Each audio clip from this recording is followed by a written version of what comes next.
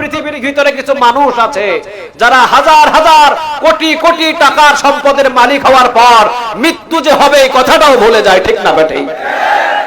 আজকে পৃথিবীর ভিতরে যদি আমার রাসূলের দুইটা দামদার শহীদ হওয়ায় কোরআনের বিরুদ্ধে কথা বলে, ওয়াল্লাহি আল্লাহর কসম জিহ্বাটাকে টেনে ছিঁড়ে ফেলা হবে। সর্বশ্রেষ্ঠ কিতাব, যে কিতাবের চাইতে দামি আর কোনো কিতাব নাই, সেই কিতাবের মাহফিল এরা করেছে, বুঝতে হবে এই সমাবেশের চাইতে দামি কোনো সমাবেশ আর পৃথিবীতে হতে পারে না, ঠিক না বেঠিক? আল্লাহ রাব্বুল আলামিন বলেন, নবী গো, আমিও কিয়ামতের ময়দানে যাদের ঈমান পাকাপোক্ত হবে তাদের ঈমান দেখে দেখে আমি জান্নাতে ঢোকাবো। দুর্গন্ধযুক্ত ঈমান দেখে জান্নাত দিবেন না তিনি কে? আর ঈমানের ভিতরে যদি ঈমানটা কম হয় এবং ঈমানটা যদি সহি শুদ্ধ হয়, দুনিয়া 10 দুনিয়া সমান জান্নাতের অধিকারী বানায়া দিবেন তিনি কে? তবে ঈমানের ভিতরে কোনো গড়মিল থাকা যাবে? আর জোরে বলেন, থাকা যাবে? ঈমান যদিও কম হয়, আমল যদিও কম হয়, ঈমান যদি আপনার মজবুত হয়, সোজা সোজা জান্নাতের ভিতরে ঢুকায়া দিবেন তিনি কে? কিন্তু আমল করেছেন সারা পৃথিবী সমান, ঈমানের ভিতরে গড়মিল, জান্নাতে প্রবেশ করা সম্ভব হবে? যে আমার রাসূলের সুন্নাহ নিয়ে কথা বলে তাদের সাথে চট্টগ্রামবাসীর কোনো সম্পর্ক থাকতে পারে? আমার রাসূলের আদর্শ নিয়ে যদি কেউ কথা বলে তার সাথে আমাদের কোনো সম্পর্ক থাকতে পারে? কোরআনের বিরুদ্ধে যদি কেউ কথা বলে তার সাথে আমাদের কোনো সম্পর্ক থাকতে পারে?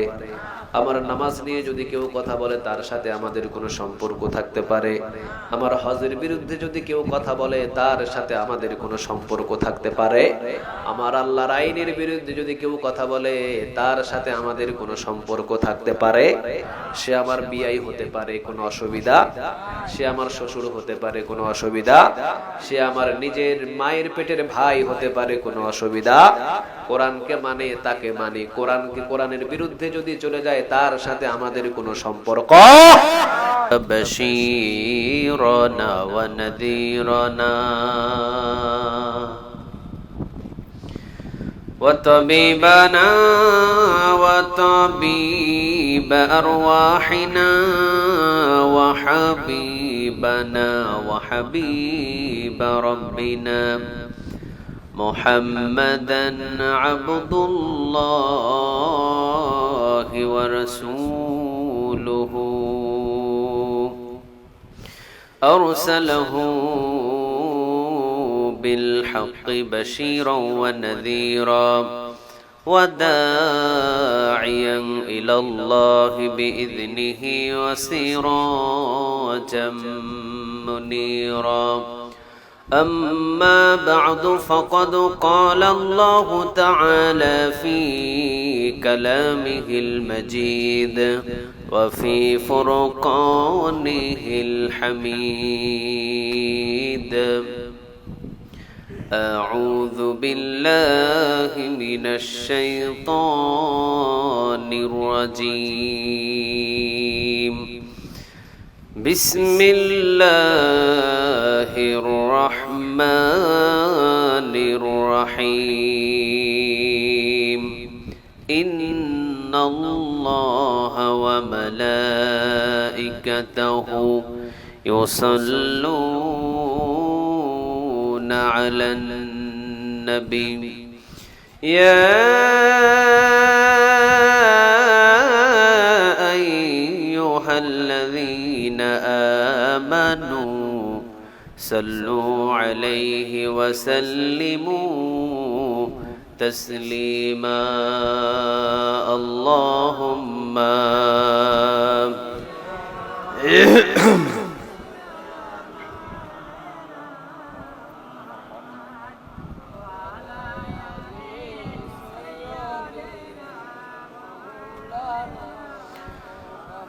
اللهم صل على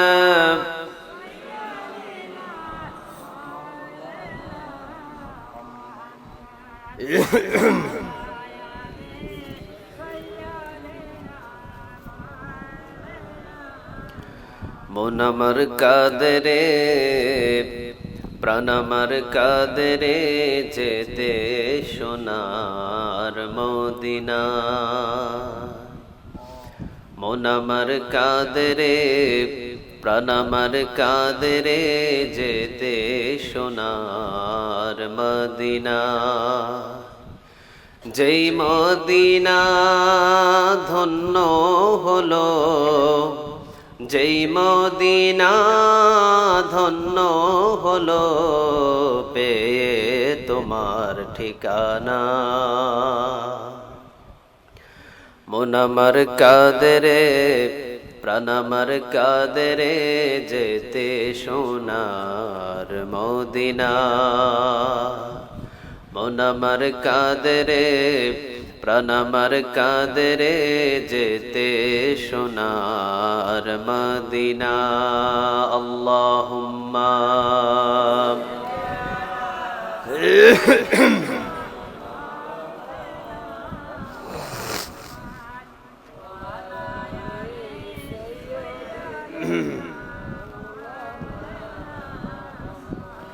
হাজারো ব্যথা বেদনার পরে ফিরে আসনি তুমি আপন ঘরে।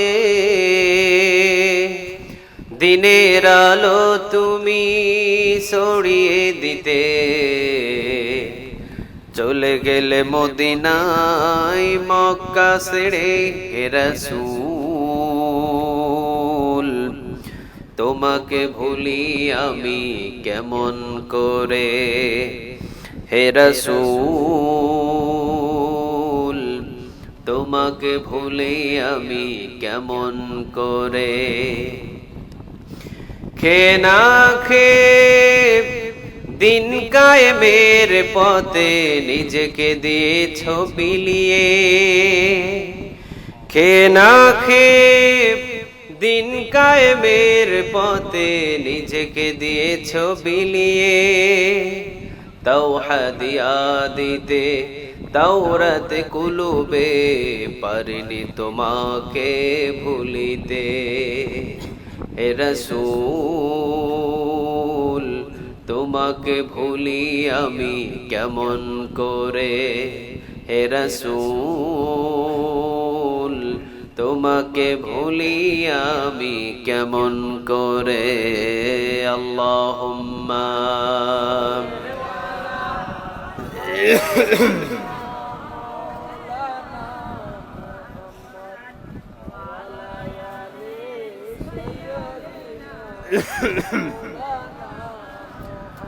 اللهم صل على محمد পড়েন اللهم صل على محمد وعلى آل محمد كما صليت على إبراهيم وعلى آل إبراهيم إنك حميد مجيد اللهم بارك على محمد وعلى آل محمد كما باركت على إبراهيم وعلى آل إبراهيم إنك حميد مجيد لا إله إلا الله لا إله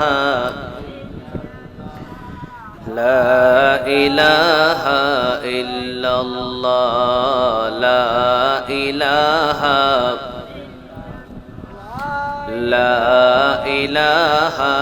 إلا الله لا إله আল্লাহ নামের জিকির করবে যারা আল্লাহর প্রিয় বান্দা তারা আল্লাহর প্রিয় বান্দা যারা জান্নাতে প্রবেশ করবে তারা জোরে লা ইলাহা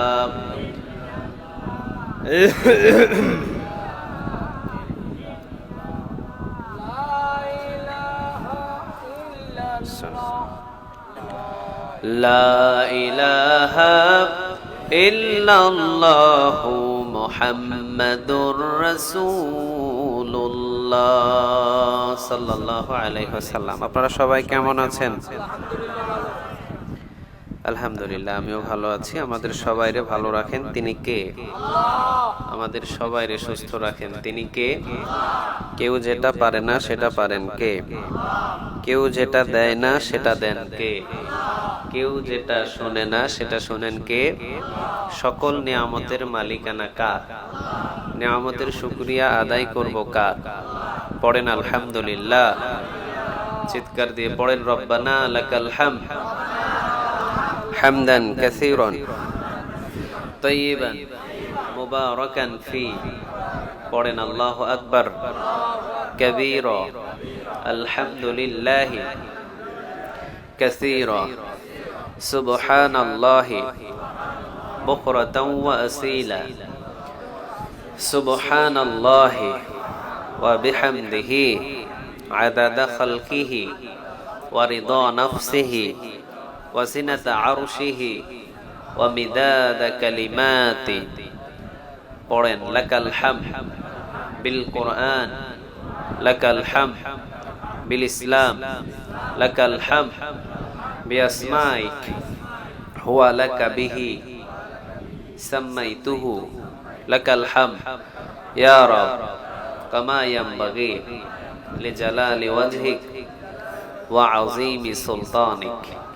প্রশংসা করলাম কার? সব জায়গায় আমরা প্রশংসাগুলো করব কার? খাওয়ার সময় কার? খাওয়ার শেষে কার? ঘুমাইতে গেলে কার? ঘুম থেকে যখন জাগি তখন কার? রাস্তাঘাটে চলার সময় কার? সব জায়গায় আমরা নিয়ামতের শুকরিয়া আদায় করব কার? আল্লাহ তুমি আমাদের সবাইকে তোমার গোলাম হিসাবে কবুল করো। আরেকবার পড়ে না আমিন। যে গোলামগুলো আল্লাহ সুবহানাহু ওয়া তাআলা নিয়ামতের শুকরিয়া আদায় করে, তার নিয়ামতটা বাড়িয়ে দেন তিনি কে? এটা কি আমার কথা? কার কথা? লা ইন শাকারতুম লা আযীদান্নাকুম ওয়া লা ইন কাফারতুম ইন্না আযাবি লাশাদীদ। কোন গোলাম যদি আল্লাহ সুবহানাহু ওয়া তাআলা নিয়ামতের শুকরিয়া আদায় করে, তার নিয়ামতটাকে বাড়িয়ে দেন তিনি কে? আর যদি না শুকরগুজারি করে, কে ছিনিয়ে নেয়? কে ছিনিয়ে নেয়? দেওয়ার মালিক কে? নেওয়ার মালিক কে? ছেলে দেন কে? মেয়ে দেন কে? দেন না কে? দোষ কার? কয় দোষ বলে আল্লাহ না, দোষ আমাদের। আমরা চাইতে পারি না, এই জন্য আল্লাহর কাছ থেকে নিতে পারি না, ঠিক না? ঠিক। আল্লাহ সুবহানাহু ওয়া তাআলা বলেন, বান্দা আমি ইয়েস শব্দ ছাড়া নো কোনো শব্দ কারো দোয়াতে ব্যবহার করি না। সুবহানাল্লাহ বলবেন না? আপনি যা চেয়েছেন নির্দিষ্ট একটা স্থানে সব চাওয়াগুলো লিখে রেখেছেন তিনি কে? যা চেয়েছেন পৃথিবীতে সবগুলো নির্দিষ্ট একটা স্থানে আল্লাহ রেখে দিয়েছে। এটা দুনিয়াতে না হলেও জান্নাতের ভিতরে কে পূরণ করে দিবে? তাহলে নো শব্দ ব্যবহার করেন না কে? আমরা কোন শব্দ ব্যবহার করি বেশি? নাই। কেউ যদি করে হাসানা যদি চেতে আসে, ভাই আমারে 5,000 টাকা দেন, কি কই? নাই। নিজের মায়ের পেটের বোন যদি এসে বলে ভাই আমারে 2,000 টাকা দে, কি বলি? নাই। কোন ভিক্ষুক যদি বলে আমারে 5টা টাকা দেন, কি বলি? নাই। আর আল্লাহ কোন শব্দ ব্যবহার করে?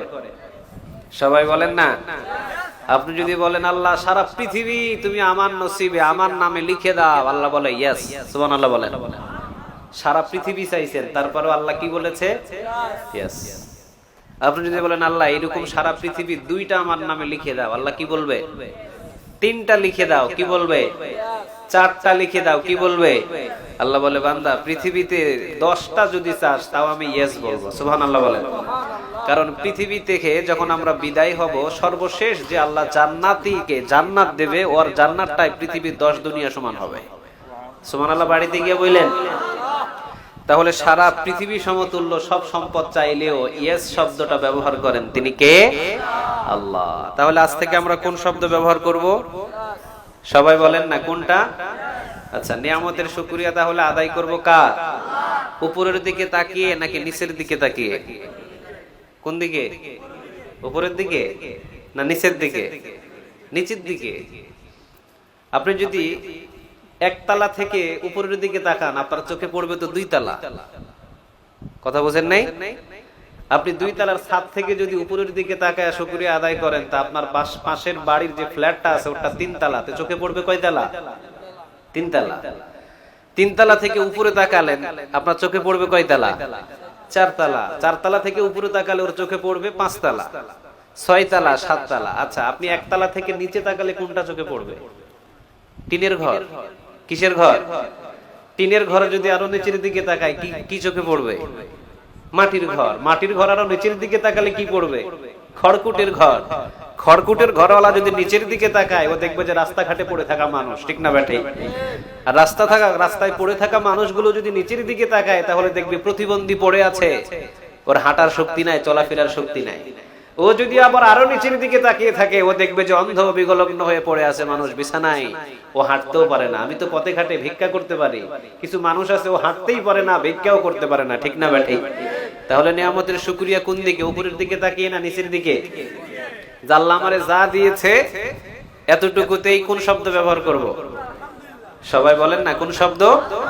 আলহামদুলিল্লাহ। চিৎকার দিয়ে পড়েন তো দেখি, আলহামদুলিল্লাহ। হয় না? আরেকবার জোরে পড়েন, আলহামদুলিল্লাহ। কেউ যদি বলে ভাই কেমন আছেন, কোন শব্দ ব্যবহার করবেন? কোন রকম এই যাইতেছে আর কি, এই সেই ব্যবহার করে কি কোনো নেক পাওয়া যাবে? রাসূল বলেন আলহামদুলিল্লাহ। এতটুকু শব্দ যদি আমার উম্মত গুলো ব্যবহার করে, আসমান এবং জমিনের খালি জায়গা নেক দিয়ে পূরণ করে আমাদের আমলনামায় জমা করে দিবেন তিনি কে? রাসূল বলেন কেউ যদি একবার পড়ে সুবহানাল্লাহ, কয়বার? সবাই বললেন না তো, কয়বার? কেউ যদি একবার পড়ে সুবহানাল্লাহ, আসমান এবং জমিনের খালি জায়গাটা নেক দিয়ে পূরণ করে বান্দার আমলনামায় লিখে দেন তিনি কে? তাহলে এই ছোট্ট ছোট্ট শব্দগুলো আমরা পড়তে কি অলসতা করব? কেউ অলসতা করবেন না। ছোট ছোট তাসবিহগুলো পড়ার বিনিময়ে কিয়ামতের দিন অধিকাংশ মানুষ জান্নাতে চলে যাবে। সুবহানাল্লাহ বলবেন না? যারা বেশি বেশি পড়ে সুবহানাল্লাহ, আলহামদুলিল্লাহ, লা ইলাহা ইল্লাল্লাহ, আল্লাহু আকবার, জায়গায় জায়গায় বেশি বেশি দোয়া পড়ে, তাদেরকে জান্নাতে ঢোকাবেন বেশি কে? সবাই বলেন কে? আল্লাহ। তাহলে নিয়ামতের শুকরিয়া আদায়গুলো আমরা উপরের দিকে তাকিয়ে না, কোন দিকে তাকিয়ে? নিচের দিকে। মুসা আলাইহিস সালামের জামানায় বনি ইসরায়েলের একটি ঘটনা। একজন ভিক্ষুক মুসা আলাইহিস সালামের কাছে এসে বলছেন, পয়গম্বর তুমি আমার জন্য একটু দোয়া করো না, আমার সম্পদ হয় না, আমার বাড়ি হয় না, আমার গাড়ি হয় না, আমার টাকা হয় না, আমার পয়সা হয় না, কি করলে রব আমাকে সম্পদ দিবে, বাড়ি দিবে, টাকা দেবে, পয়সা দেবে, কি করলে দিবে একটু বলো তো দেখি? পয়গম্বর মুসা আলাইহিস সালাম বললেন, আল্লাহর নিয়ামতের শুকরিয়া আদায় করো। কার নিয়ামতের শুকরিয়া? কথা কি বুঝতেছেন আপনারা? সবাই কি বুঝতেছেন? বনি ইসরায়েলের এই লোকটাকে যখন বললেন যে আল্লাহ সুবহানাহু ওয়া তাআলার নিয়ামতের শুকরিয়া আদায় করো, তিনি রাগান্বিত হয়ে বললেন যে করলাম না তোমার আল্লাহর নিয়ামতের শুকরিয়া আদায়, আমি খাবার পাই না, আমার পেটে ক্ষুধা, আমার ঘর নাই, আমার বাড়ি নাই, আমার টাকা নাই, আমার পয়সা নাই, আর তুমি বলো নাকি তোমার রবের সেই নিয়ামতের শুকরিয়া আদায় করতে? করলাম না তোমার রবের শুকরিয়া আদায়। কিতাবের ভিতরে এসেছে পরনে যে একটা কাপড় ছিল, ওই কাপড়টা বাতাসে নিয়ে চলে গেছেন তিনি কে? একটা কাপড় ছিল পরনে, ভিক্ষুক মানুষ তো, একটা কাপড় ছিল পরনে, আল্লাহ রাগান্বিত হয়ে এটাকেও ছিনিয়ে নিয়ে চলে গেছে, উলঙ্গ করে রেখেছে তাকে। আরেকজন গোলাম এসে পয়গম্বর মুসা আলাইহিস সালামকে বলছে, পয়গম্বর আমার সম্পদ কমে না, এত সম্পদ যে আমি সম্পদের হিসাব রাখতে পারি না, তুমি একটা পরামর্শ দাও যে কি করলে আমার নিয়ামতের এই সম্পদগুলো হারিয়ে যাবে। তিনি বললেন আল্লাহর শুকরগুজারি বন্ধ করে দাও। তিনি বললেন, পয়গম্বর জীবন দিয়ে দিব, এরপরেও সেই রবকে কখনো ভুলতে পারবো না যিনি আমার জন্য রাত করেন, যিনি আমার জন্য দিন করেন, যার কাছে না চাইতে আমারে দুইটা হাত দিয়েছেন তিনি কে? যার কাছে আমি না চাইতেই দুইটা হাত পেয়েছি, যার কাছে আমি না চাইতেই দুইটা চক্ষু পেয়েছি, যার কাছে আমি না চাইতে আমার পুরো শরীরটা, বডিটা আমি পেয়েছি, যার কাছে আমি না চাইতে এতগুলো সম্পদ পেয়েছি, সে আল্লাহর নিয়ামতের শুকরিয়া না আদায় করে কি করে পারি? যতদিন বেঁচে থাকবো ততদিন নিয়ামতের শুকরিয়া আদায় করব কার? তাহলে আল্লাহর যদি নিয়ামতের শুকরিয়াই আদায় করো, তাহলে মনে রেখো যে তোমার সম্পদ কমবে না, বরং দিন দিন তোমার সম্পদটাকে বাড়িয়ে দিবেন তিনি কে? এই জন্য আমরা যে অবস্থায় আছি সে অবস্থা থেকেই খুশি মনে শুকরিয়া আদায় করব কার? সবাই বলেন কার? কারো ছেলে নাই, মনে কষ্ট নেওয়া যাবে? কারো মেয়ে নাই, মনে কষ্ট নেওয়া যাবে? পাশের বাড়ির ভাই, ও গাড়ি কিনেছে, বাড়ি করেছে, টাকা পয়সার অভাব নাই, কিন্তু আমার কিছু নাই, মনে কষ্ট নেওয়া যাবে না। বরং তিরমিজির বর্ণনাতে এসেছে, ধনীদের চাইতে গরিবদেরকে জান্নাতে বেশি ঢোকাবেন তিনি। কে? সুবহানাল্লাহ বলবেন না? কিয়ামতের ময়দানে কিছু মানুষ হিসাব ছাড়াই ওরা জান্নাতের দিকে ঢোকা শুরু করবে। সুবহানাল্লাহ বাড়িতে গিয়ে বলে, আচ্ছা মাহফিলে কি ধনী মানুষ বেশি আসে না গরিব মানুষ? কথা বলেন, ধনী না বেশি? গরিব বেশি। ধনী মানুষগুলো মাহফিলে এরা আসতে চায় না, জানেন এটা? ওরা মাহফিলে আসলে যদি ওই দলীয় হয়ে যায়, ওরা মাহফিলে আসলে যদি চেয়ার হারায় ফেলে, ওরা মাহফিলে আসলে যদি দল থেকে বহিষ্কার করে দেয়। কারণ পৃথিবীর ভিতরে আল্লাহওয়ালারা দুনিয়া থেকে বিদায় হয়ে গেলেও যদি ইন্নানিল্লাহ লেখে পদ হারিয়ে যায়, ঠিক না বেটে? এই পদের কি কোনো দরকার আছে? আরে আমার কিতাব কোরআন, আমি কোরআন পড়বো, কোরআন থেকে কথা বলবো, আমি কোরআন মানবো। কোরআন আমাকে বলছে কেউ যদি দুনিয়া থেকে বিদায় হয়ে যায় ইন্নালিল্লাহ পড়ো, আর ইন্নালিল্লাহ পড়লে যদি দলের পদ হারিয়ে যায়, এই দল থেকে আমাকে বহিষ্কার হওয়ার আগেই দরকার ছিল, ঠিক না বেটে? তো এই জন্য ধনী মানুষ কোরআনের মাহফিলে কম আসে। আসে কোন মানুষগুলো বলেন? ইসলামের জন্য সবচেয়ে গরিব মানুষগুলো বেশি জীবন দিয়েছে, ঠিক না বেঠি? পৃথিবীতে ইতিহাস সাক্ষী আছে, গরিব মানুষগুলো কোরআনের জন্য বেশি রক্ত খরচ করেছে। কথা কন না কেন? আমরা ধনী নাকি গরিব? কথা বলেন, ধনী নাকি গরিব? আল্লাহর কাছে আমরা সবাই গরিব, ঠিক না বেঠি? আল্লাহর কাছে আমরা সবাই কি? আমাদের রাসূল কি ছিলেন? রাসূল তিরমিজির বর্ণনা একটা দোয়া করতেন, আল্লাহুম্মা আহইনি মিসকিনাও ওয়া আমিতনি মিসকিনাও ওয়াহশুরনি ফি জুমরাতিল মাসাকিন। সুবহানাল্লাহ বলবেন না? আল্লাহ সারা জীবন আপনি আমাকে মিসকিন রাখিয়েন, আল্লাহ মৃত্যু পর্যন্ত মৃত্যুটা আমাকে মিসকিন অবস্থায় দিয়েন, আর কিয়ামতের ময়দানে আল্লাহ আমাকে মিসকিনদের কাতারে উঠায়া দিয়েন। পারবেন এই দোয়া করতে? পারবেন?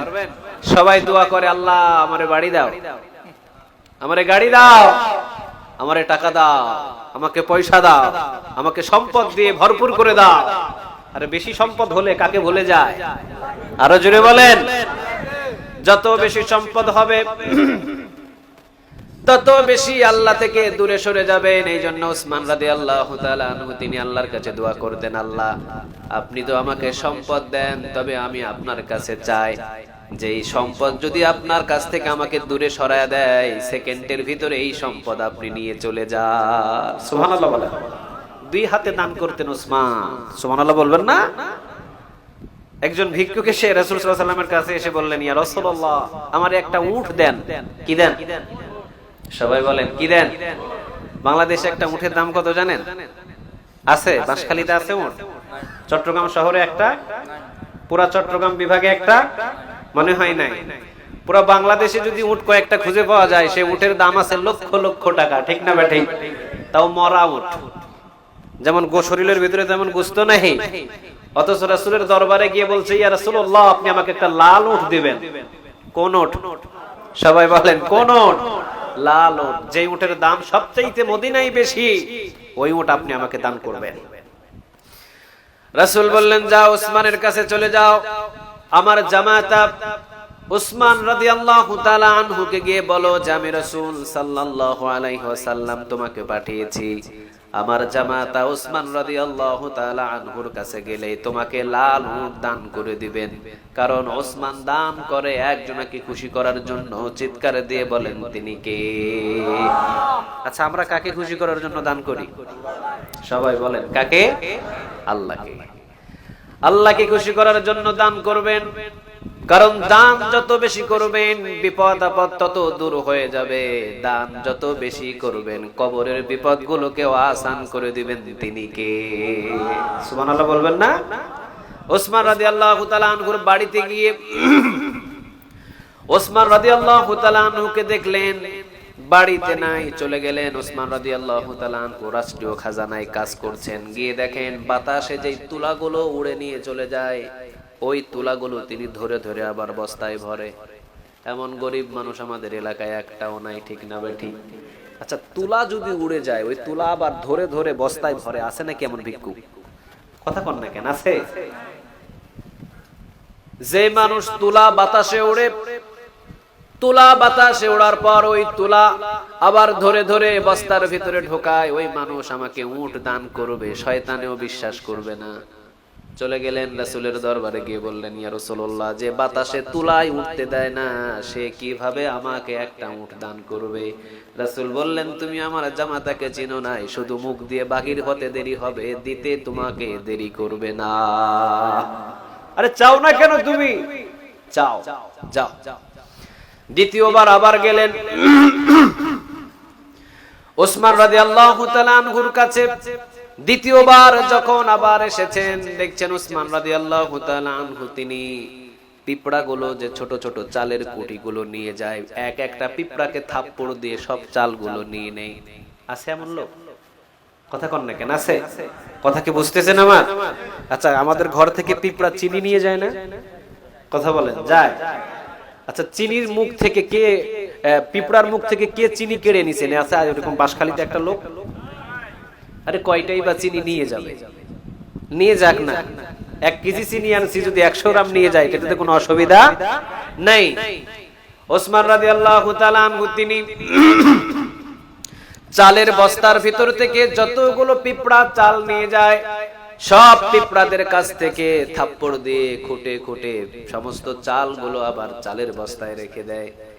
উট নিতে আসা যেই সাহাবী এসেছিলেন ওসমান রাদিয়াল্লাহু তাআলা আনহুর কাছে, তিনি এসে দেখলেন সর্বনাশ, যে পিঁপড়াকে চাল খেতে দেয় না, সেই লোকটা জীবনে কোনোদিন আমাকে একটা উট দান করবে?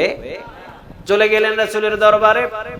রাসূলের দরবারে গিয়ে বললেন, ইয়া রাসূলুল্লাহ সাল্লাল্লাহু আলাইহি ওয়াসাল্লাম, কার দরবারে আপনি আমাকে পাঠিয়েছেন যে একটা পিঁপড়াকে ছোট্ট একটা চাল খেতে দেয় না, ওই মানুষটা আমাকে 1000 টাকা দামের উট কিভাবে দান করবে? রাসূল বললেন, তুমি যাও আর আমার ওসমানের কাছে জিজ্ঞাসা করো, জিজ্ঞাসা করতে দেরি হবে, চাইতে দেরি হবে, ওয়াল্লাহি আল্লাহর কসম আমার ওসমান দিতে দেরি করবে না। সুবহানাল্লাহ। চলে এসেছেন তিনি আবার তৃতীয়বার। এসে দেখেন ওসমান রাদিয়াল্লাহু তাআলা আনহু দক্ষিণ মুখ অথবা উত্তর মুখ হয়ে দাঁড়ানো। পিছন থেকে সালাম দিলেন। ওসমান রাদিয়াল্লাহু তাআলা আনহুর হাতে হাতে মুসাফা করার পর বললেন, রাসূল সাল্লাল্লাহু আলাইহি ওয়াসাল্লাম আমাকে পাঠিয়েছেন। ওসমান রাদিয়াল্লাহু তাআলা আনহু তিনি বললেন, কেন পাঠিয়েছেন বলো ভাই? বললেন, একটা লাল উট আপনি আমাকে দান করবেন। হাত ধরে নিয়ে গেলেন উটের পালের ভিতরে। সুবহানাল্লাহ নাই? কোথায় নিয়ে গেলেন? যেখানে শত শত উট ওসমান রাদিয়াল্লাহু তাআলা আনহুর মরুভূমিতে থাকে, নিয়ে গেলেন সেখানে। নিয়ে যাওয়ার পর বললেন, দেখো তো কতগুলো উট আছে জায়গায়, যতগুলো উট এখানে আছে, এখান থেকে তোমার যদি পছন্দ হয় নিয়ে যাও এখান থেকে একটা উট। তিনি বললেন, এই ছোট সাইজের উট আমি নেব না, আমি নেব একটু বড় সাইজের উট। ওসমান রাদিয়াল্লাহু তাআলা আনহু বললেন, ঠিক আছে, একটু দেরি করো। ইয়ামেন শহরে ব্যবসায়ের জন্য আমার বড় বড় উট পাঠানো হয়েছে, 10 থেকে 15টা উট। ওই জায়গা থেকে যখন বড় বড় উট আসবে, একটু দেরি করো, সেখান থেকে বড় উট তুমি বাছাই করে নিয়ে যেও। একটু পর বিকেল যখন ঘনিয়ে এলো, ইয়ামেন শহর থেকে উট 15 থেকে 18টা উট চলে এসেছে ওসমান রাদিয়াল্লাহু তাআলা আনহুর বাড়ির সামনে। এবার সামনের উটটা ছিল একটু মোটা তাজা, অনেক বড়।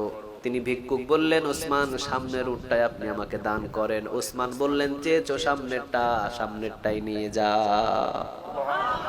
অসুবিধা নাই, যেইটা তোমার পছন্দ সেটাই নিয়ে যাও। সুবহানাল্লাহ নাই? কারণ ওসমান রাদিয়াল্লাহু তাআলা আনহুর সম্পদ, অসংখ্য সম্পদের মালিক ঠিক, তবে ওসমান রাদিয়াল্লাহু তাআলা আনহুর সম্পদের মালিক বেশি হওয়াতেও ভুলেন না একজনকে। তিনি কে? আরো জোরে বলেন। কিন্তু আমাদের একটু সম্পদ বেশি হলেই আমরা আল্লাহকে ভুলে যাই, ঠিক না বে ঠিক? মনে করে যে নিজেই একজন খোদা। কথা কন না কেন? ফেরাউন, নমরুদ যখন সম্পদের মালিক হয়েছে আল্লাহকে ভুলে গিয়েছে, ঠিক না বে ঠিক? নিজে খোদা দাবি করেছে। এখনো পৃথিবীর ভিতরে কিছু মানুষ আছে যারা হাজার হাজার কোটি কোটি টাকার সম্পদের মালিক হওয়ার পর মৃত্যু যে হবে এই কথাটাও ভুলে যায়, ঠিক না বে ঠিক? যদি না ভুলতো তাহলে নির্মম ভাবে মাজলুমের উপরে এত বড় অত্যাচার কেউ করতে পারত? মৃত্যুর কথা তাদের স্মরণ নাই যে আমাকে মরতে হবে। যদি এতটুকু স্মরণ থাকতো, নিরপরাধ মাজলুমের উপরে কখনো আক্রমণ করতে পারতো না, ঠিক না বেটি? মৃত্যুটাই ভুলে গেছে, যে মারা যাবে এটাই ভুলে গেছে। ফেরাউন তো এটা স্মরণ ছিল না তার, সে যে মারা যাবে সেটা কল্পনাও করতো না। নমরুদ অসংখ্য সম্পদের মালিক ছিলেন, ভুলে গেলেন তিনি আল্লাহ রাব্বুল আলামিনকে হাজারবার দাওয়াত দেওয়া হয়েছে, কিন্তু সম্পদের বড়ায় তিনি আল্লাহকে ভুলে গিয়েছেন, ঠিক না ঠিক? কিন্তু ওসমান রাদিয়াল্লাহু তাআলা আনহু কখনো নমরুদ এবং ফেরাউনের মতো কখনো হন নাই। কথা কন না কেন? ওসমান রাদিয়াল্লাহু তাআলা আনহু বললেন, সামনে উট নিয়ে যাও, কোনো অসুবিধা নাই। সামনে উট ধরে ভিক্ষুক যখন টান দিয়েছেন, উটের একটা পরিস্থিতি হলো, সামনেরটা যেদিকে যায় পিছনেরটাও সেই দিকে যায়, ঠিক না ঠিক? সামনে উট ধরে যখন টান দিয়েছেন, পিছনের দিকে 14-15টা উট ছিল, সবগুলো একই লাইনে যাওয়া শুরু করেছে। সাথী ভাইয়েরা বলছেন, ওসমান দিয়েছেন একটা, চলে যাচ্ছে প্রায় 10-15টা। ওসমান রাদিয়াল্লাহু তাআলা আনহু তিনি বললেন, তুমি বাধা দিও না, সে যদি বাকিগুলো সব নিয়ে যেতে চায় সবগুলো তাকে দান করে দিলাম। কাকে খুশি করার জন্য দান করতেন? আরো জোরে বলেন। সম্পদ বেশি ছিলেন কিন্তু একজনকে ভোলেন নাই, তিনি কে? এই জন্য রাসূল সাল্লাল্লাহু আলাইহি ওয়াসাল্লাম বলতেন, আল্লাহুম্মা আহইনি মিসকিনা, ও আল্লাহ সারা জীবন আপনি আমাকে মিসকিন অবস্থায় রাখেন। সারা জীবন রাসূল মিসকিন অবস্থায় কাটিয়েছেন।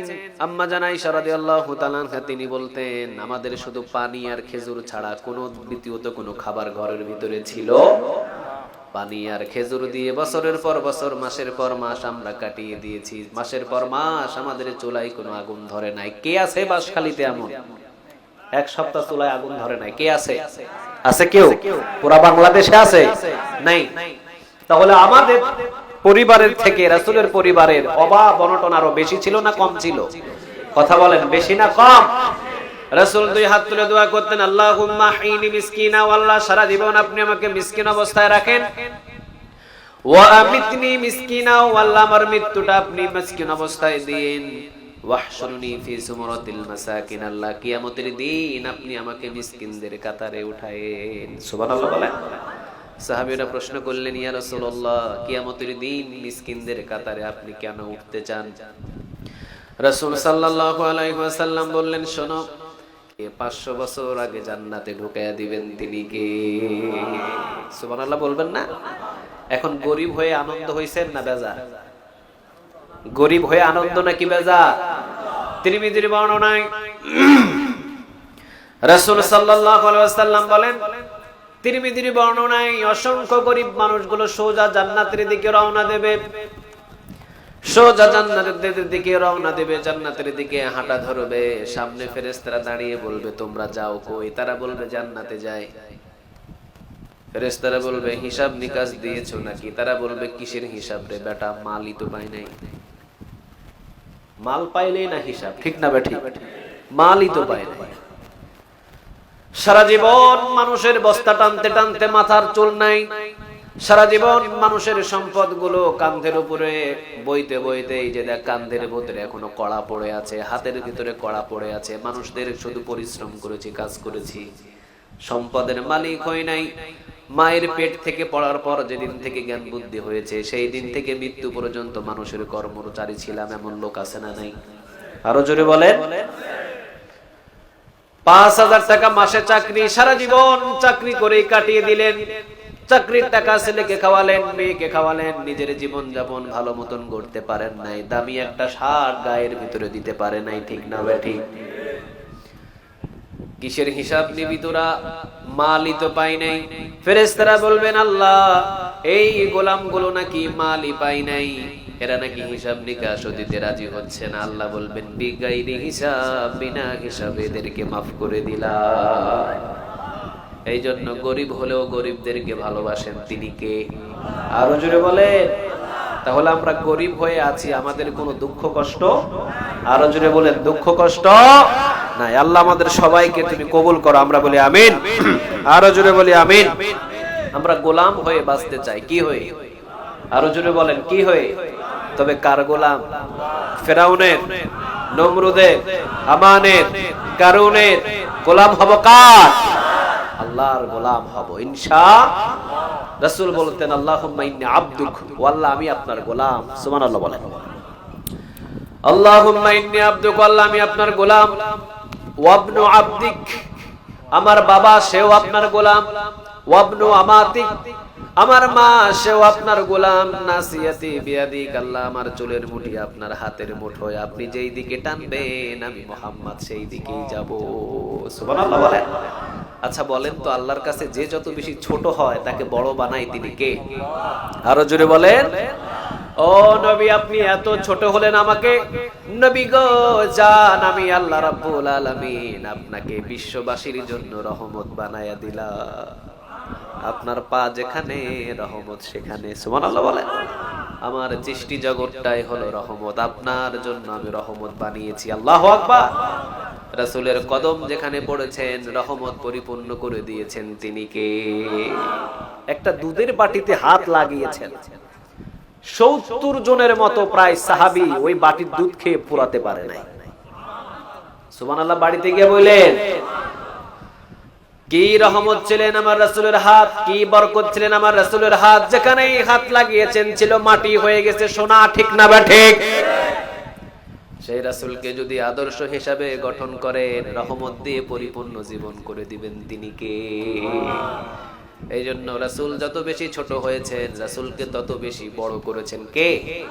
একটা কোরআনে 500 বারেরও বেশি আমার রাসূলের কথা আল্লাহ তুলে ধরেছে। সুবহানাল্লাহ বলেন। কোন নবীর কথা এতবার আসে নাই, কিন্তু কোরআনে 500 বারেরও বেশি আমার রাসূলের কথা কে তুলে ধরেছেন? সম্মান বেশি না কম? আবার আমার রাসূলের পুরাপূর্ণ চরিত্রটাই ছিল 30 পারা কোরআন। ঠিক না বা ঠিক? কোরআনের জন্য রাসূল কিন্তু মার খেয়েছেন। সুবহানাল্লাহ বলবেন না? অনেক বক্তাগুলো আমাদের সমাজের ভিতরে বয়ান করে যে কোরআন থেকে আমার রাসূলই বড়, এমন কথা বলার কোনো প্রয়োজন, বরং কোরআনের জন্য রাসূল মার খেয়েছে। কোরআনের রাজ কায়েম করার জন্য রাসূলের 2টা দান্দান শহীদ হয়েছে। ঠিক না বা ঠিক? 2টা দান্দান রাসূল শহীদ করে ফেলেছেন উহুদের ময়দানে। মাথার ভিতরে লোহার রড ঢুকেছে এই কোরআনের রাজ কায়েম করার জন্য, এই কোরআনের আইন প্রতিষ্ঠা করার জন্য। আজকে পৃথিবীর ভিতরে যদি আমার রাসূলের 2টা দান্দান শহীদ হওয়ায় কোরআনের বিরুদ্ধে কথা বলে, ওয়াল্লাহি আল্লাহর কসম জিহ্বাটাকে টেনে ছিঁড়ে ফেলা হবে। কারণ কোরআনের বিরুদ্ধে যদি কেউ কথা বলে, মুমিনদের কলিজায় আর কোনো শান্তি থাকে না। কোরআন, এই কোরআনের জন্যই রাসূলের 2টা দান্দান শহীদ হয়েছে। এই কোরআনের জন্য রাসূল মক্কা ছেড়ে মদিনায় এসেছেন। ঠিক না বা ঠিক? কোরআনের জন্যই খাব্বাব জীবন দিয়েছেন। এই কোরআনের জন্যই অসংখ্য সাহাবীদের জীবন দিতে হয়েছে। এই কোরআনের জন্যই রাসূল ঘর ছেড়েছেন, বাড়ি ছেড়েছেন, সবকিছু ছেড়ে দিয়ে মদিনায় চলে এসেছেন। কিন্তু কিতাবটা জানতে হবে, কিতাবটা কার? আরো জোরে বলেন কার? আজকে সেই কোরআন তেলাওয়াত এবং কোরআনের আলোচনা শোনার জন্য এই যুবকেরা যে আয়োজিত করেছেন, এই মাহফিলটাও ছোট মাহফিল, এটা গ্রহণযোগ্য মাহফিল একজনের কাছে। তিনি কে? গানের কনসার্ট ইচ্ছা করলে ওরা করতে পারতো। ঠিক না বেঠি? কিন্তু বুঝতে হবে পৃথিবীর সর্বশ্রেষ্ঠ কিতাব, যে কিতাবের চাইতে দামি আর কোনো কিতাব নাই, সেই কিতাবের মাহফিল এরা করেছে। বুঝতে হবে এই সমাবেশের চাইতে দামি কোনো সমাবেশ আর পৃথিবীতে হতে পারে না। ঠিক না বেঠি? সে আয়োজন এরা করেছে। আল্লাহ এই আয়োজনকে তুমি কবুল করো। আরো জোরে বলেন আমিন। এই যুবকদেরকে তুমি মদিনার যুবক হিসাবে কবুল করো, এই যুবকদেরকে তুমি মক্কার যুবক হিসাবে কবুল করো। কিয়ামতের ময়দানে সাহাবীদের পাশে তুমি যুবকদের দাঁড় করায় দাও। আমরা বলি আমিন। একটা যুবক কত সুন্দরভাবে আয়োজন করেছে। বৃষ্টি হয়েছিল না? কয়টার সময়? 1টা থেকে 2:30 পর্যন্ত বৃষ্টি হয়েছে। এদের মনটা ভেঙে গিয়েছিল, কিন্তু কত সুন্দর করে আবার জান্নাতের বাগান সাজিয়ে ফেলেছে। আলহামদুলিল্লাহ বলবেন না? রাসূল বলেন, কেউ যদি কোরআন শোনার জন্য রাতের বেলা 1 ঘন্টা ব্যয় করে, 550 রাকাত, 500 রাকাত কবুল হওয়া নফল নামাজের নেক তার আমল নামে আল্লাহ জমা করে দেয়। অন্য বর্ণনা এসেছে রাসূল বলেন, কোরআনের জন্য 1 ঘন্টা কেউ ব্যয় করবে, 60 বছর নফল ইবাদতের নেক আমল নামায় জমা করে দিবেন তিনি কে? তাহলে এই জায়গার চাইতে দামি কোনো জায়গা আছে এলাকায়? রাস্তায় যদি দাঁড়ায় থাকেন এই নেক পাওয়া যাবে? কথা বলেন না, পাওয়া যাবে? বরং কিয়ামতের ময়দানে এই মাহফিলের ওসিলা করে মাফ করতে পারেন তিনি কে? আরো জোরে বলেন। আরেকটা বর্ণনা এসেছে রাসূল সাল্লাল্লাহু আলাইহি ওয়াসাল্লাম বলেন, কেউ যদি কোরআনের মজলিসে বসে গুনাহ নিয়ে বসে, গুনাহ মুক্ত হয়ে পরিষ্কার হয়ে উঠে চলে যায়। সুবহানাল্লাহ বলবেন না? এই জন্য যুবকেরা সবচেয়ে দামি কিতাবের আলোচনা শোনার জন্য তাফসীরুল কোরআন মাহফিল দিয়েছেন। এর চাইতে দামি কোনো সমাবেশ আর পৃথিবীতে একটাও থাকতে পারে না। যেখানেই কোরআন সেই জায়গাটা দামি করে দেয় তিনি কে? তো সেই কোরআন থেকে এতক্ষণ পর্যন্ত কথা বলেছেন হযরত মাওলানা জামাল উদ্দিন সাহেব, খুব গুরুত্বপূর্ণ কথা বলেছেন। যদিও আমি চট্টগ্রামের ভাষা একটু কম বুঝি, বলতে বুঝি না, কিন্তু আপনাদেরকে চমৎকার ভাবে তিনি বুঝিয়েছেন। আলহামদুলিল্লাহ, অত্যন্ত খুব গুরুত্বপূর্ণ তিনি কথা বলেন। এরপরে আমাকে একটু সুযোগ দেওয়া হয়েছে, যদিও আমি অনেক দূর থেকে এসেছি আপনাদের মাঝে। আপনারা কি চলে যাবেন নাকি কিছু সময় দিবেন? কথা বলেন না, চলে যাবেন নাকি কিছু সময় দিবেন? কোরআনটাই হলো আমাদের শ্রেষ্ঠ কিতাব। কোরআনের চাইতে শ্রেষ্ঠ কিতাব আর পৃথিবীতে একটাও নাই। আমি না, এখানে যদি আরেকজন বসে কোরআন থেকে কথা বলে, তারপরও আমরা এখানে বসে থাকবো, কখনো এখান থেকে ছুটে যাব না। কারণ আমরা কোরআনকে ভালোবাসি, কোনো ব্যক্তিকে নয়। ঠিক না বেটি? ব্যক্তি যাই আসুক, কোন কিতাব থেকে কথা বলতে হবে? আরো জোরে বলেন, কোন কিতাব? বাস, যেখানেই কোরআন থেকে আলোচনা হবে, কে কোন ব্যক্তি বলছে ব্যক্তির দিকে তাকানোর দরকার নাই, সেখানেই আমরা জমায়েত হয়ে বসে যাব। খুশি হবেন তিনি কে? আরো জোরে বলেন, তিনি কে? আল্লাহ। তাহলে আমরা কোরআন থেকে আলোচনা শুনবো। আল্লাহ তুমি আমাদের সবাইকে কবুল করো, আমরা বলি আমিন। হ্যাঁ, সিরাতুন নবী সাল্লাল্লাহু আলাইহি ওয়াসাল্লামের মাহফিল। তাহলে দেখা যায় সিরাতুন নবী সাল্লাল্লাহু আলাইহি ওয়াসাল্লামের যেহেতু মাহফিল, তাহলে সিরাত থেকে আমাদের কিছু জানা দরকার ইনশাআল্লাহ। হ্যাঁ, বিষয়টা আমি সিরাতুন নবী সাল্লাল্লাহু আলাইহি ওয়াসাল্লামের উপরেই বিষয়টা নির্ধারিত করব। আলোচনা সিরাত থেকেই হবে। রাসূল সাল্লাল্লাহু আলাইহি ওয়াসাল্লামের জীবনীটা কি রকম ছিল, কি মিরাকেল ছিল রাসূলের জীবনী, আমাদের প্রত্যেকের জানার দরকার আছে না নাই? He is the best person in the world, Muhammad সাল্লাল্লাহু আলাইহি ওয়াসাল্লাম। এই কথাটা আমার নয়, এই কথাটা ছিল 1 লক্ষ বিজ্ঞানী, 1 লক্ষ মনীষীর কথা। চিৎকার দিয়ে পড়েন আল্লাহু আকবার। এটা আমি বলি নাই, মুসলমান কোন গুরু বলে নাই, কোন আলেম বলে নাই। রাসূল সাল্লাল্লাহু আলাইহি ওয়াসাল্লামের জিন্দেগিটা কি রকম জিন্দেগি ছিল, এটা লিখিত করার জন্য 1 লক্ষ খ্রিস্টান, বৌদ্ধ, ইহুদি, নাস্তিক, বেদুইন সবগুলো এসে 1 লক্ষ মনীষী ওরা রাসূলের 63 বছরের জীবনী লেখা শুরু করলো। সুবহানাল্লাহ বলেন। জন্ম কিভাবে হলো, রাসূল কোথায় বড় হলেন, কোন জায়গায় গেলেন, কিভাবে খাইলেন, কিভাবে ঘুমালেন, কিভাবে কথা বললেন, কিভাবে নবীয়ত প্রাপ্ত হলেন, কিভাবে নবীয়তের কাজ শুরু করলেন, কিভাবে দাওয়াত দিলেন, লিখতে লিখতে লিখতে লিখতে 63 বছর কমপ্লিট লেখার পর তারা বললেন, পৃথিবীর ভিতরে শ্রেষ্ঠ মানব থাকলে একটাই আছে, মুহাম্মদুর রাসূলুল্লাহ। এর চাইতে দামি কোন মানব পৃথিবীতে একটাও জন্ম নিতে পারে নাই। সব নবীরাই সত্য নবী, কিন্তু আবার আখিরি জামানার পয়গম্বরকে পার্সোনালিটি ভাবে সম্মান দিয়েছেন। তিনি কে? আরো জোরে বলেন, তিনি কে? আল্লাহ। এই জন্য আমরা রাসূল সাল্লাল্লাহু আলাইহি ওয়াসাল্লামের জীবনী সম্পর্কে, বায়োগ্রাফি সম্পর্কে কিছু জানার চেষ্টা করব ইনশাআল্লাহ। সবাই বসবেন, সবাই জানবেন। কথা বলেন, সবাই বসবেন, সবাই জানবেন। আল্লাহ আমাদের সবাইকে বসার তৌফিক দান করুক, আমরা বলি আমিন। আপনারা কি বিরক্ত হচ্ছেন? বেশি সময় আমি নিব না, আমি দূর থেকে এসেছি, শুধু 4টা খাবার খেয়ে সোজা স্টেজে চলে এসেছি। আচ্ছা বলেন তো, একটা মানুষ যদি 300 কিলোমিটার জার্নি করে, ওনার রেস্টের প্রয়োজন আছে না? কথা বলেন না, রেস্টের প্রয়োজন আছে না? কিন্তু দূর দূরান্ত থেকে এসেছি কোরআন থেকে কিছু কথা বলার জন্য। আপনারা যদি চলে যান, তাহলে আমার মন খারাপ হবে, মাহফিল কমিটির মন খারাপ হবে, আর আপনাদের উপরে রাগান্বিত হবেন। তিনি কে? কাকে খুশি করব? সবাই বলেন, কাকে? মুআজ রাদিয়াল্লাহু তাআলা আনহু রাসূলকে বেশি ভালোবাসতেন নাকি কম ভালোবাসতেন? বয়স কি বেশি ছিল না কম ছিল? কথা বলেন, বেশি ছিল না কম ছিল? একেবারেই কম ছিল বয়স। এই 14-15 কম ছিল। কোন কোন বর্ণনায় পাওয়া যায় 12 থেকে একটু বেশি, কোন বর্ণনায় পাওয়া যায় 18 থেকে অনেক কম। ছোট্ট ছোট্ট সাহাবীর কথা হাদিসের ভিতরে এসেছে। ছোট্ট ছোট্ট মুআজ এবং মুআজের নামের পাশে রাদিয়াল্লাহু তাআলা আনহু বসেছে। সুবহানাল্লাহ। রাসূলকে ভালোবাসার জন্য। সুবহানাল্লাহ বলবেন না? মক্কা থেকে যখন রাসূল মদিনাতে আসলেন, রাসূল সাল্লাল্লাহু আলাইহি ওয়াসাল্লামের কাছে যখন যুদ্ধের ঘোষণা আল্লাহ রাব্বুল আলামিন অনুমতি দিলেন, নবী আপনি যুদ্ধের জন্য প্রস্তুতি নেন। প্রথম যুদ্ধের নামটা কি বলেন? সবাই বলেন।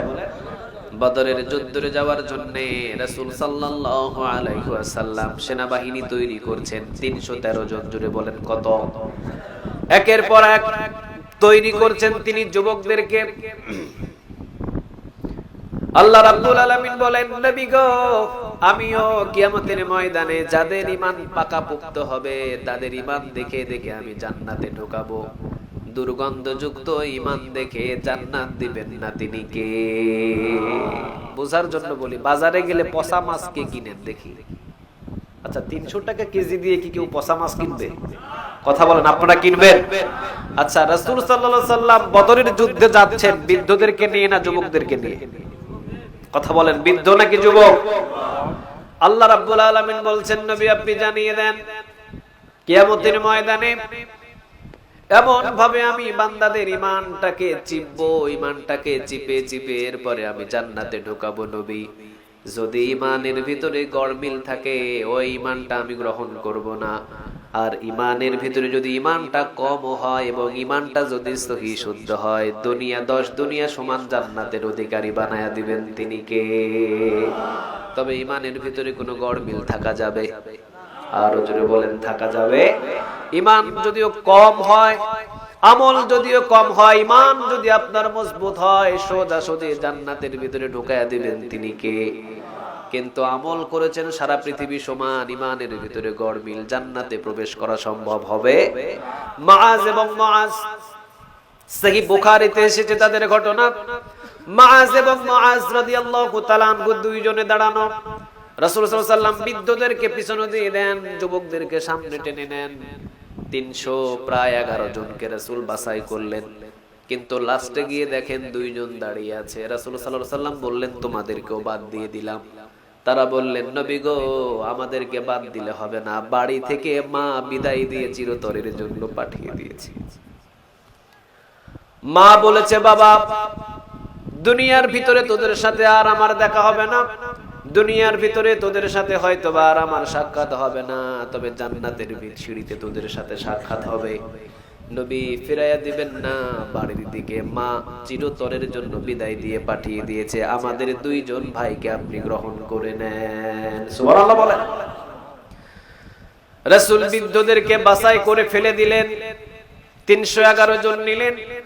2 জন যুবক যখন রাসূল সাল্লাল্লাহু আলাইহি ওয়াসাল্লামকে বেশি ভাবে জোড়াজুড়ি করে ধরলেন, ইয়া রাসূলুল্লাহ আমাদেরকেও নিতে হবে। রাসূল বললেন, তোমরা 2 জন কি ভাই? তারা বললেন, হ্যাঁ আমার নাম মুআজ, ওর নাম মুআজ রাদিয়াল্লাহু তাআলা আনহুমা। রাসূল বললেন, না একজনকে নিব। জোরে বলেন কয়জন? একজনকে নিব, 2 জন নিতে পারবো না।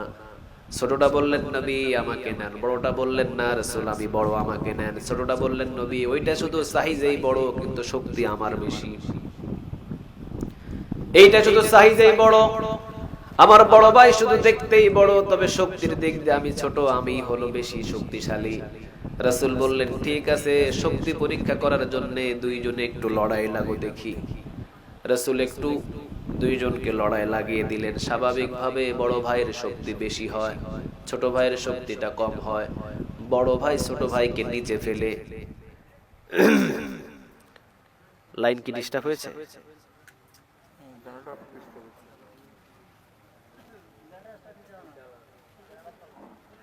একটু জিকির করি, লা ইলাহা ইল্লাল্লাহ, লা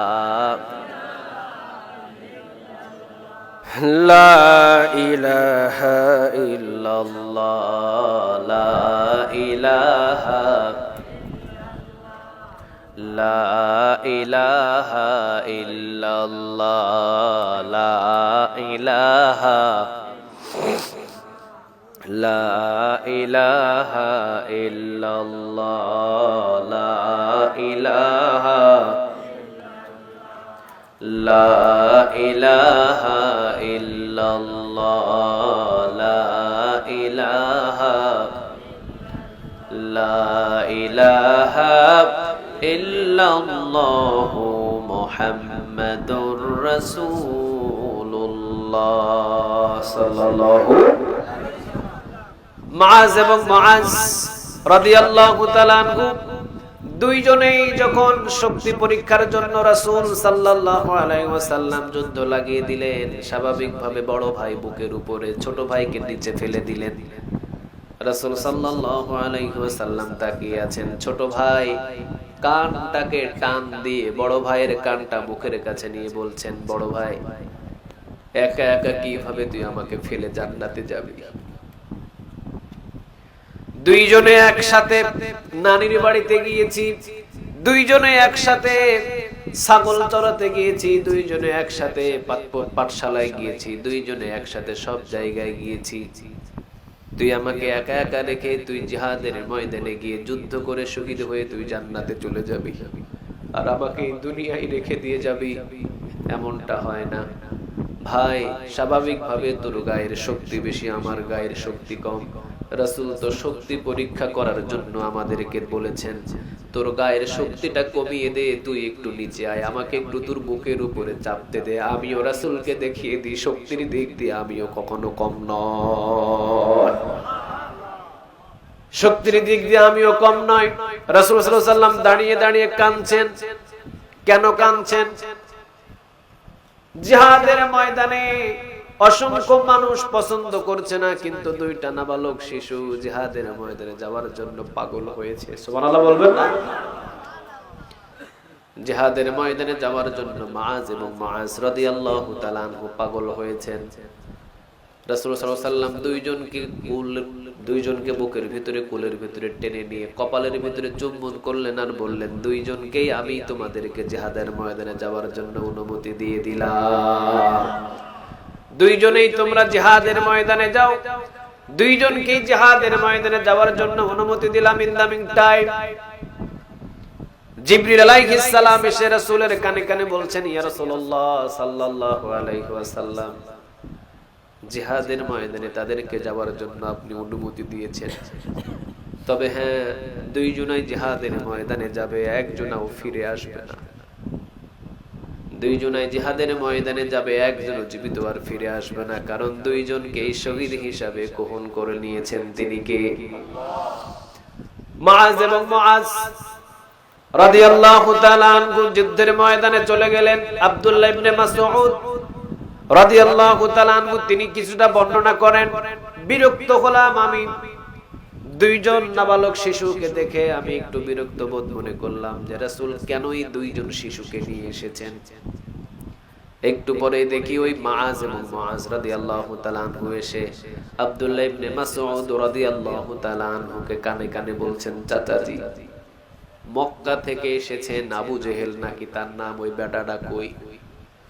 আব্দুল্লাহ ইবনে মাসউদ রাদিয়াল্লাহু তাআলা আনহু বলেন, কেন বাবা? মুআজ এবং মুআজ রাদিয়াল্লাহু তাআলা আনহু বললেন, চাচা আজকে বদরের প্রান্তরে যুদ্ধের ময়দানে আসার মেইন কারণ হলো আবু জেহেলকে শেষ করা, কারণ যে আমার রাসূলকে কষ্ট দেয় তার সাথে আমাদের কোনো সম্পর্ক নাই। সুবহানাল্লাহ বলেন। যে আমার রাসূলের সুন্নাহ নিয়ে কথা বলে তাদের সাথে চট্টগ্রামবাসীর কোনো সম্পর্ক থাকতে পারে? আমার রাসূলের আদর্শ নিয়ে যদি কেউ কথা বলে তার সাথে আমাদের কোনো সম্পর্ক থাকতে পারে? কোরআনের বিরুদ্ধে যদি কেউ কথা বলে তার সাথে আমাদের কোনো সম্পর্ক থাকতে পারে? আমার নামাজ নিয়ে যদি কেউ কথা বলে তার সাথে আমাদের কোনো সম্পর্ক থাকতে পারে? আমার হজের বিরুদ্ধে যদি কেউ কথা বলে তার সাথে আমাদের কোনো সম্পর্ক থাকতে পারে? আমার আল্লাহর আইনের বিরুদ্ধে যদি কেউ কথা বলে তার সাথে আমাদের কোনো সম্পর্ক থাকতে পারে? সে আমার বিয়াই হতে পারে, কোনো অসুবিধা? সে আমার শ্বশুর হতে পারে, কোনো অসুবিধা? সে আমার নিজের মায়ের পেটের ভাই হতে পারে, কোনো অসুবিধা? কোরআনকে মানে তাকে মানে, কোরআনের বিরুদ্ধে যদি চলে যায় তার সাথে আমাদের কোনো সম্পর্ক। মুআজ এবং মুআজ রাদিয়াল্লাহু তাআলা আনহু আব্দুল্লাহ ইবনে মাসউদ রাদিয়াল্লাহু তাআলা আনহুকে বললেন, চাচাজি যুদ্ধের ময়দানে এসেছি, শুধু আমার রাসূলকে যে বেশি কষ্ট দিয়েছে তার বিরুদ্ধে যুদ্ধ করার জন্য। চাচাজি আপনি একটু আমাদেরকে দেখায় দেন আবু জেহেলটা কেডা? এক পলক শুধু আব্দুল্লাহ ইবনে মাসউদ রাদিয়াল্লাহু তাআলা আনহু দেখিয়ে দিলেন, বাবা ওইটা হলো সিংহের মতো মানুষ দেখা যায় যে ঘোড়ার পিঠের উপরে বসে আছে, ওইটা হলো আবু জেহেল। বলতে দেরি, সিংহ সাবলের মতো দৌড় দিতে দুইটা ভাই দেরি করে নাই। সুবহানাল্লাহ বলেন। মুআজ এবং মুআজ রাদিয়াল্লাহু তাআলা আনহু দুই ভাই মিলে দৌড় দিয়ে চলে গেলেন। দুই ভাই আঘাত করলেন, অসংখ্য কাফেরদেরকে বিদায় করে দিয়ে দুইজনাই শহীদ হয়ে গেলেন। ঘটনা থেকে একটা জিনিস শিক্ষা করলাম, মুআজ এবং মুআজ রাদিয়াল্লাহু তাআলা আনহু যদি রাসূল সাল্লাল্লাহু আলাইহি ওয়াসাল্লামকে কষ্ট দিয়েছে, আবু জাহেলের বিরুদ্ধে যুদ্ধ করে জীবনটা দিয়ে দিতে পারে, আমরা কি আজকে রাসূলের জন্য ভালোবাসায় সারা রাত জাগতে পারি না? কথা বলেন, সারা রাত জাগতে পারি না? আজকের রাতটা আমরা রাসূলের ভালোবাসায় দিয়ে দিলাম ইনশাআল্লাহ। রাসূলের ভালোবাসায় আজকের রাতটা সারা রাত কাটিয়ে দিব ইনশাআল্লাহ। আল্লাহ আমাদের সবাইকে তুমি কবুল করো। আরো জোরে বলেন আমিন, আরেকবার জোরে বলেন আমিন। আল্লাহ রাব্বুল আলামিন বলছেন, মুহাম্মাদুন রাসূলুল্লাহি ওয়াল্লাযীনা মা'আহু আশিদ্দাউ আলাল কুফফারি রুহামাউ বাইনাহুম। কথাটা কার? আর জোরে বলেন কার? কোরআনের কথা নাকি আমার কথা? আর জোরে বলেন, কোরআনের কথা নাকি আমার কথা? কোরআন যেখানে মধু সেখানে, কোরআন যেখানে নাই সেখানে মধু খুঁজে পাওয়া যায়। কোরআন কিতাবটা কার? আরো জোরে বলেন। পৃথিবীতে কোন কিতাবের বিরোধিতা নাই, একটা কিতাবের বিরোধিতা। কিতাবটা কোন কিতাব? আরো জোরে বলেন। সব কিতাব থেকে কথা বলবেন, সহ্য হবে। একটা কিতাব থেকে কথা বললে মুনাফিকের সহ্য হয় না। কিতাবটা কোন কিতাব? সব কিতাব থেকে কথা বলবেন, কোনো অসুবিধা নাই। জেল হবে না, জুলুম হবে না, ফাঁসি হবে না, বরং আপনি জামায় আদরের মতো আদর পাবেন। একটা কিতাব থেকে যখনই আপনি কথা বলবেন, তখন আপনার জেলও হতে পারে, আপনার উপরে জুলুমও হতে পারে, আপনাকে ফাঁসির কাস্টে ঝোলা লাগতে পারে। বলেন কিতাবের নামটা কি? আর জোরে বলেন। বোঝা যায় যেই দলে বাধা নাই ওই দল দল নয়, আর যেই দলে বাধা বেশি ওইটাই হকের দল। ঠিক না বে ঠিক? রাসূল সাল্লাল্লাহু আলাইহি ওয়াসাল্লামকে বলেছিলেন, মুহাম্মদ ডান হাতে তোমাকে সম্পদ দেব, বাম হাতে তোমাকে নারী দেব, মক্কার ভিতরে সমস্ত সম্পদের অধিকারী তোমাকে বানিয়ে দেব, তোমার সামনে পিছনে যতগুলো চোখ দিয়ে দেখো সব সম্পদ তোমাকে দেব, নারী দেব, বাড়ি দেব, গাড়ি দেব, এমনকি মক্কার নেতাদের দলের ভিতরে তোমাকে ভর্তি করাবো, তবে তুমি কালেমার দাওয়াতটা বন্ধ করে দাও। রাসূল সাল্লাল্লাহু আলাইহি ওয়াসাল্লাম বললেন, ডান হাতে যদি চাঁদ, বাম হাতে যদি সূর্য দাও, তারপরও এই দাওয়াতি কাজ বন্ধ হবে? আরো জোরে বলেন, বন্ধ হবে? আজকে পৃথিবীর ভিতরে অসংখ্য মানুষদেরকে ফাঁসিতে ঝুলিয়ে শেষ করে দেয়, অসংখ্য মানুষদেরকে বছরের পর বছর জেলখানায় ঢুকিয়ে রাখে, অসংখ্য মানুষদেরকে জেল দেয়, জুলুম দেয়, অত্যাচার করে রিমান্ডে নিয়ে যায়, মনে করে যে এটাকে দমিয়ে রাখা যাবে, কিন্তু এই দলটাকে দমিয়ে রাখা সম্ভব? আরো জোরে বলেন, সম্ভব? কারণ কোরআন হলো চারা বীজের মতো, যেখানেই রোপণ করবেন সেখান থেকে বীজ উঠে। ঠিক না বে ঠিক? কোরআনটা কার? আরো জোরে বলেন কার? এটা পৃথিবীর কোন মানুষের বানানো কিতাব? আরো জোরে বলেন। কোন কিতাব থেকে আমরা কথা শুনতে চাচ্ছি? তাহলে মুহাম্মাদুর রাসূলুল্লাহ, এই কথাটা কোরআনের কথা। ঠিক না বে ঠিক? আমার কথা, আপনাদের কথা, কারো কথা? কথাটা বলেছেন কে? আল্লাহ রাব্বুল আলামিন বলছেন, ইন্না নাহনু নাযালনা যিকরা ওয়া ইন্না লাহু লাহাফিজুন। বলেন কথাটা কার? ও নবী, আপনি কখনো টেনশন করবেন না, কখনো চিন্তিত হবেন না। নবী গো, কোরআন নাজিল করেছি আমি আল্লাহর, কোরআন হেফাজতের দায়িত্ব পৃথিবীর কোনো মানুষকে দিই নাই, কোরআনের দলটাকে হেফাজত করার জন্য পৃথিবীর কোনো মানুষকে দিই নাই। এইটা নাজিল করেছেন যিনি, হেফাজতের দায়িত্বটা কার? কে করবেন? আরো জোরে বলেন। ইউরিদুনা লিইউতফিউ নূরাল্লাহি বিআফওয়াহিহিম ওয়াল্লাহু মুতিম্মু নূরিহি ওয়ালাউ কারিহাল কাফিরুন। বলেন কথাটা কার? ও নবী, আপনি দেখবেন জালিম গুলো, বাতিল গুলো, কাফের গুলো সবাই ফু দিয়ে কোরআনের আলোটাকে নিভিয়ে দেওয়ার জন্য চেষ্টা করবে, পারবে না। তারা চাইবে ফু দিয়ে কোরআনের আলো নিভিয়ে দিতে। নবী যত ফুয়াবে ততই কোরআনের আলোটাকে ছড়িয়ে দিবেন তিনি কে? কাফেরেরা চাই ফু দিয়ে কোরআনের আলো নিভিয়ে দিতে। আল্লাহ বলে দিনের পর দিন আমি কোরআনের আলো ছড়িয়ে দিব। সুবহানাল্লাহ, সুবহানাল্লাহ। বাড়িতে গিয়ে বললেন, কোরআনের মাহফিল দিন দিন বাড়ছে না কমছে? কোরআনের দাওয়াতি কাজ বাড়ছে না কমছে? কোরআনের আলো বাড়ছে না কমছে? সুবহানাল্লাহ বলবেন না? ইসরায়েল কত ধরনের ভারী ভারী অস্ত্রগুলো নিয়ে ঝাঁপিয়ে পড়েছে, কিন্তু ফিলিস্তিন প্যারাশুটের উপরে বসে তাদেরকে দমিয়ে ফেলেছে, ঠিক না ব্যাটি? ইমানি শক্তির চাইতে বড় শক্তি পৃথিবীতে একটাও, সব চাইতে দামি শক্তি কোন শক্তি বলেন? ইমানি শক্তি। কারণ আমরা পৃথিবীর কোন দিকে তাকিয়ে জীবন দিতে চাই না, আমরা এক আল্লাহর দিকে তাকিয়ে আমাদের জীবন দিতে চাই, ঠিক না ব্যাটি? এই শক্তির চাইতে কি আর কোন শক্তি হতে পারে? কথা বলেন, শক্তি হতে পারে? প্যারাশুটে উড়ে সব বাতিলদেরকে শায়েস্তা করে ফেলেছে। আলহামদুলিল্লাহ বলেন। এটা আমাদের প্রথম কাবা। এটা আমাদের কি প্রথম কাবা। আমাদের ওই ঘরের জন্য মায়া দয়া বেশি না কম? আরো জোরে বলেন, বেশি না কম?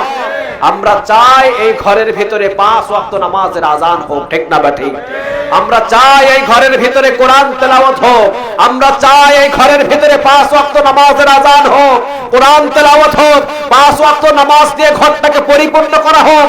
যেই বাতিলগুলো ঘরের বিরুদ্ধে কথা বলে, যেই বাতিলগুলো ঘরকে ভাঙতে আসে, আমরা চাই তাদের হাতগুলো গুঁড়িয়ে দিব, ঠিক না ঠিক?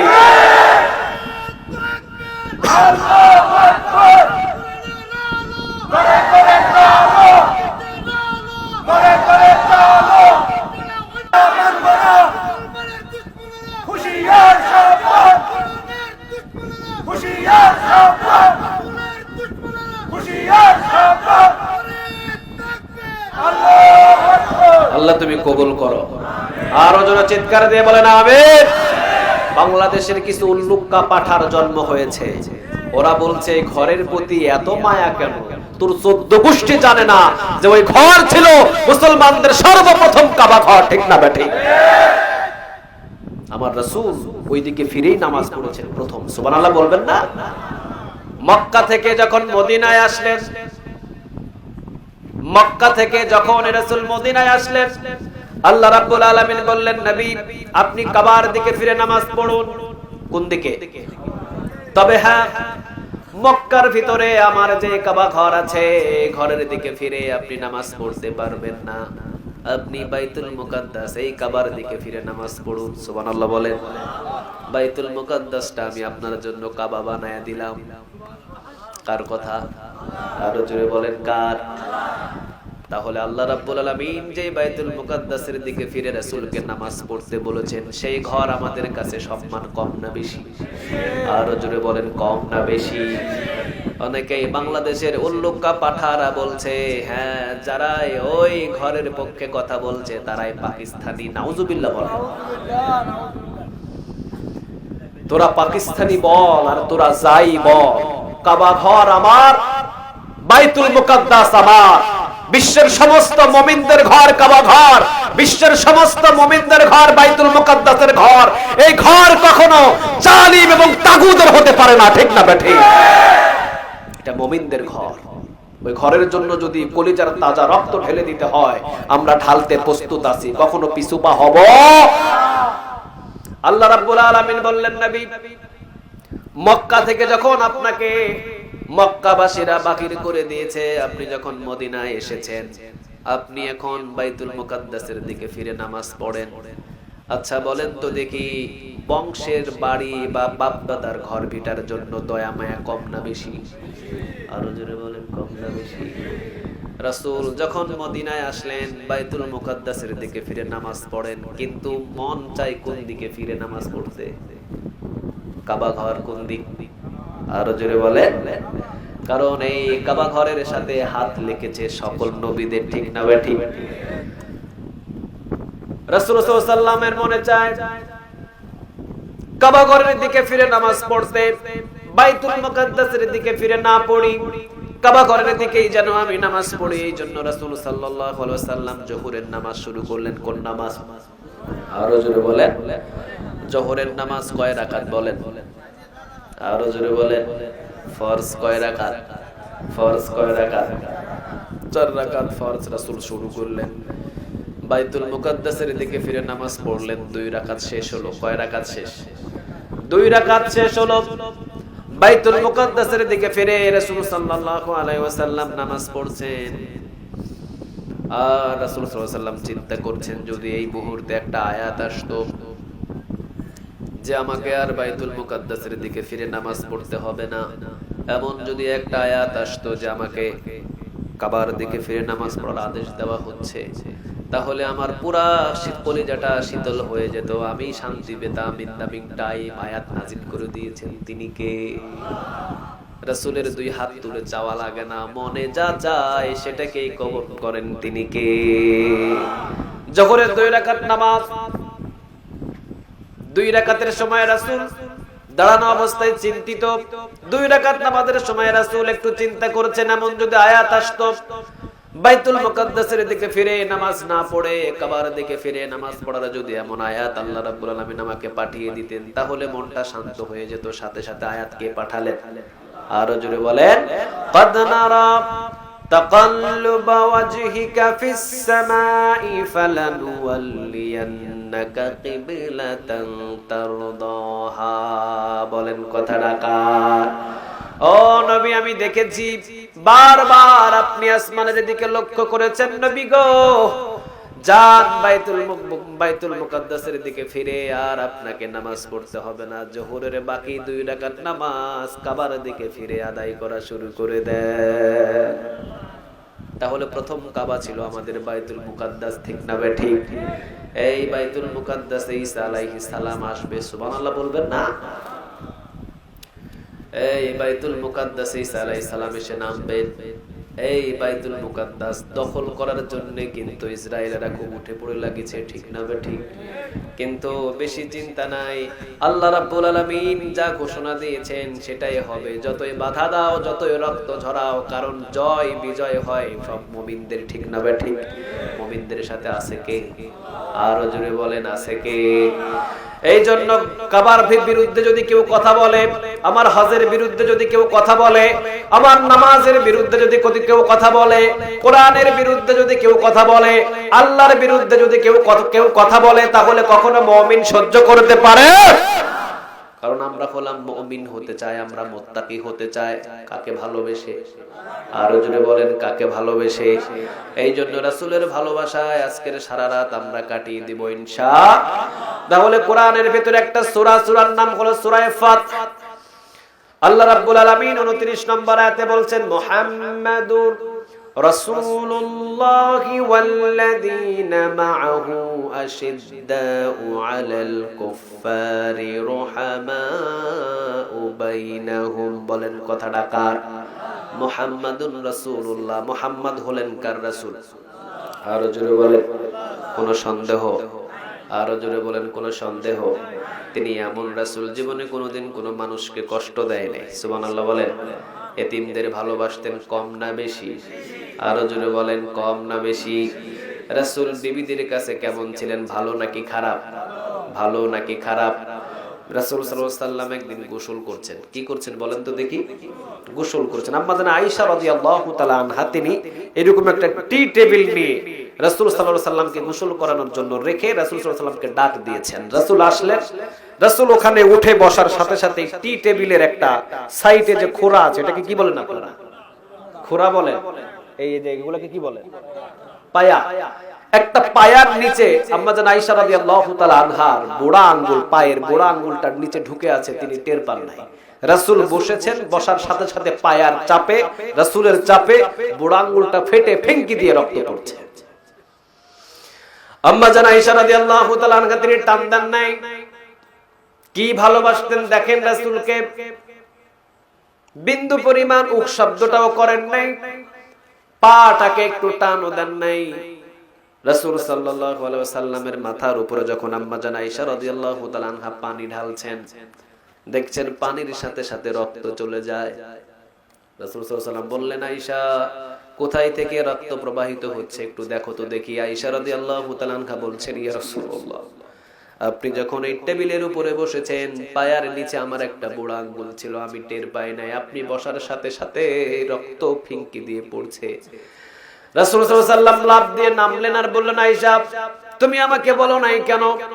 বললেই তো আমি নেমে যেতাম।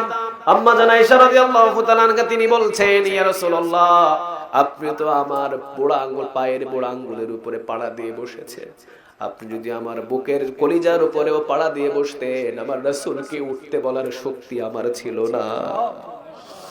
এটাই ছিল রাসূলের প্রতি ভালোবাসা। তিনি এমন রাসূল ছিলেন, সাহাবীরাও জীবনের চাইতে আমার রাসূলকে বেশি ভালোবেসেছেন। কারণ আল্লাহ রাব্বুল আলামিন হাদিসের বর্ণনায় বলেছেন, লা ইউমিনু আহাদুকুম হাত্তা আকুনা আহাব্বা ইলাইহি মিন ওয়ালিদিহি ওয়া ওয়ালাদিহি ওয়ান নাসি আজমাইন। কথাটা কার? আল্লাহর কথাই বলেছেন মুহাম্মদ সাল্লাল্লাহু, লা ইউমিনু আহাদুকুম হাত্তা আকুনা আহাব্বা ইলাইহি মিন ওয়ালিদিহি ওয়া ওয়ালাদিহি ওয়ান নাসি আজমাইন। ছেলের চাইতে, মেয়ের চাইতে, বিবির চাইতে, আত্মীয় স্বজনের চাইতে, সব কিছুর চাইতে যদি রাসূল সাল্লাল্লাহু আলাইহি ওয়াসাল্লামকে বেশি না ভালোবাসতে পারে, সে কখনো মুমিন মুত্তাকি হতে পারবে? ছেলেদের চাইতেও আমার রাসূলের ভালোবাসা আমাদের কলিজায় বেশি না কম? মেয়েদের চাইতেও আমার রাসূলের ভালোবাসা বেশি না কম? মা বাবার চাইতেও রাসূলের ভালোবাসা বেশি না কম? আমাদের বিবিদের চাইতেও রাসূলের ভালোবাসা বেশি না কম? আমার রাসূলের জন্য যদি জীবন দিতে হয়, সবাই রাজি আছেন তো? লিল্লাহি তাকবীর, লিল্লাহি তাকবীর, লিল্লাহি তাকবীর। আল্লাহ আমাদের সবাইকে তুমি তোমার গোলাম হিসেবে কবুল করো। রাসূলের ভালোবাসা তুমি আমাদের কলিজায় দান করো। আমরা বলি আমিন। রাসূলের প্রতি ভালোবাসা সব থেকে যার বেশি, রাসূল বলছেন সে হবে মুত্তাকি। সুবহানাল্লাহ বলেন।